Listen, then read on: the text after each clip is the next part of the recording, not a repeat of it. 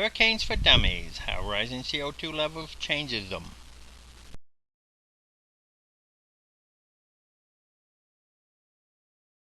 The organic thesis of CO2 climate contradiction shows how rising CO2 levels from consistent sources of CO2 releases, for example oil fields flaring unused natural gas, results in downwind droughts, famine, and chaos. The best example of CO2 desertification is the multi-decade daily burning of billions of cubic feet of natural gas by Saudi Arabia upwind from the Horn of Africa, with starvation, civil war, and death are the norm.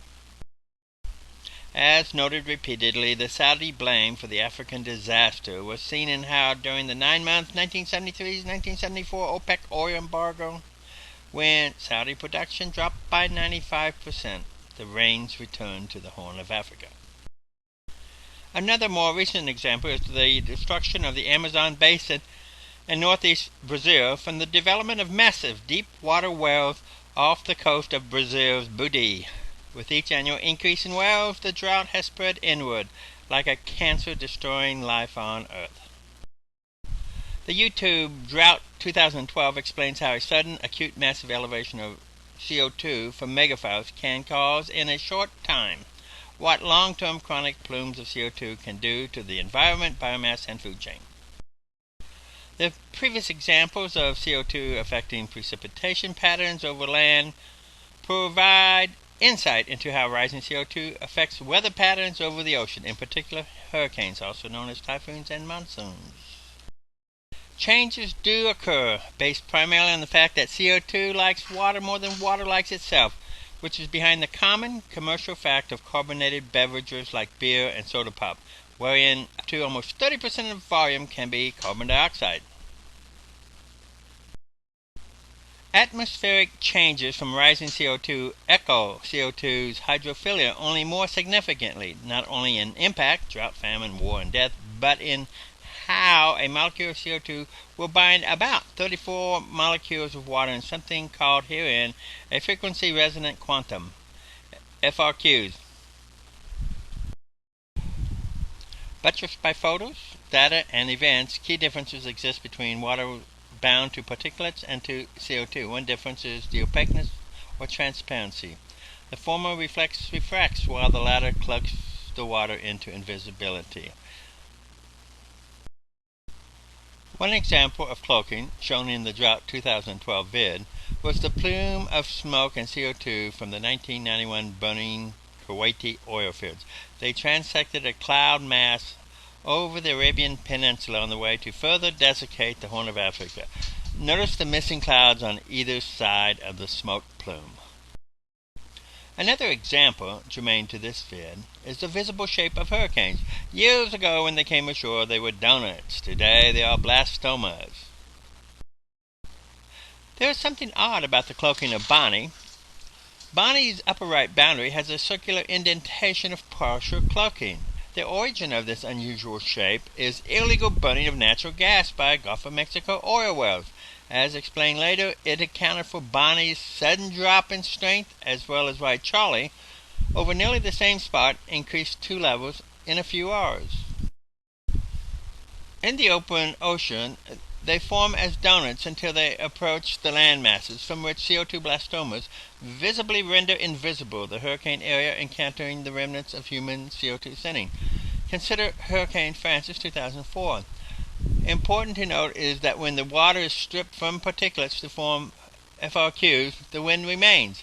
This is important in understanding the increase in cloudless days when gusting winds and in understanding heat bursts.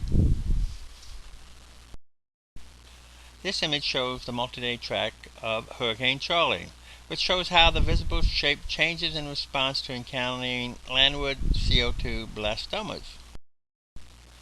A simple, common item can be used in analyzing the changes in hurricanes from CO2-sending blastomas. Donuts. Blastoma donutsi. An introduction. The disfiguration of a hurricane's visible shape when encountering man-made CO2 blastomas. Notice the different shapes from whole donuts to ripped donuts. Donutsi index. The water visible percentage of a hurricane within a circle with the eye at the center and the radius being from the eye to the longest spot where visible water makes up 50% of the image. Do not see? Don't see? Don't see radius, the distance of the hurricane eye to the shortest and longest 50% boundary. Different seasons first don't see. Andrew, 1992, and Allison, 2001. Low don't see of Gustav, 2002, pulling in CO2 sending of U.S. East Coast. Based on image, one could consider an alternative opposite analogy, to wit, Pac-Manism. Nah, too much punctuation for the average person to remember. Dollars to donuts bet. A donut-see analysis of satellite photos at midday of hurricanes since satellite imagery began would show a decrease in donut-see over the years. A third example of cloaking is watching clouds from a rural area approach a large metropolitan area with its numerous CO2 centers, from individuals to large corporations. Another example is the clouds over the Amazon rainforest, punctuated by openings caused by the plumes of rising CO2 from illegal burning of the forest below. Sort of like the illegal burning of natural gas in the Gulf of Mexico by oil wells. A similar cloud disappearing act can be seen in the water cloaking from massive fires on the Iberian Peninsula. This cloaking affects the development of hurricanes in the eastern Atlantic berthing zone. In the 1960s, various militaries researched ways to reduce airport fog by burning natural gas. It was described as burning off the fog, when in fact it was a matter of stripping the particulates to form fructules. In physics, a sustained nuclear reaction requires a certain rate of nuclear splitting for the density of fissionable material. Without modulating control material, the splitting rate can accelerate exponentially into what is known as a nuclear explosion. A similar process occurs with the CO2's fructose clusters in the atmosphere.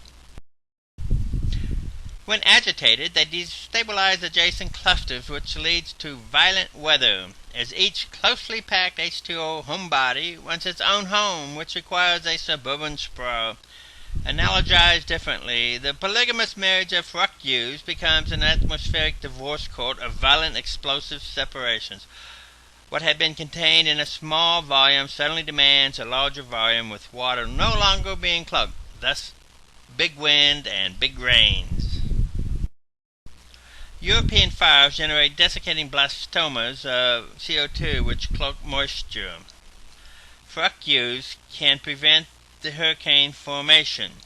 Birthing and sustaining a hurricane requires a cyclonic cyclical sequence of water up and water down. If the water is bound into fructose due to CO2-laden smoke from European or African fires, hurricane formation will diminish in the eastern Atlantic. Please note, as referenced to other vids and essays, on the effects of Saudi flaring natural gas that has destroyed the Horn of Africa, the lower right quadrant of this picture. This satellite image is of the Great Dismal Swamp fire that had burned unstopped for months, metastasizing a smog that traveled hundreds of miles inland. Notice the circular CO2 blastoma of cloaked clouds like Bonnie's smoky bite. Fructose behavior means that hurricanes, once formed, can either be stronger or weaker depending on when and where they occur relative to CO2 blastomas. The best example of this was the Bonnie-Charlie sequence of 2004. The documented 3 stages of CO2 extremes are present in the lives of Bonnie and Charlie. Bonnie was barreling along until it ran into the CO2 blastoma from oil wells illegally burning off natural gas, the smoky bite in the prior satellite image, which stripped and cloaked Bonnie's water molecules. Per the 3 stages of CO2 release, cloak, and deluge, an extreme should happen after Bonnie's mass and energy was cloaked by the illegal CO2 blastomas of Gulf oil wells. The extreme happened like the unexpected East Coast 2012 violent storms from Rocky Mountain megafires.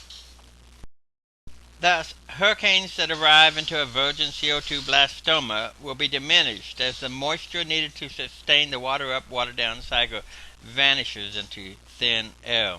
However, if a subsequent hurricane follows shortly, it will experience a rapid increase in strength, e.g. Bonnie and Charlie. As CO2 has altered land precipitation patterns, so has it altered oceanic precipitation, which had for millennia replenished the groundwater aquifers. Now precipitation does not come on a regular basis, with deluges becoming the norm, which runs off rather than soaks into the ground. This writer, thinker, and human finds it disgusting each time one of the national teleprompter readers has cheered the reduced hurricane activity in the Atlantic. What about the water tables that depend on a certain regularity in rainfall, including torrential precipitation? Which is better, no hurricanes with no water wells, or occasional hurricanes with everyday water when you need it? In the same way that the massive Rocky Mountain megafires can release millions of tons of desiccating CO2 that prevents rainfall, so does the same process prevent formation of hurricanes.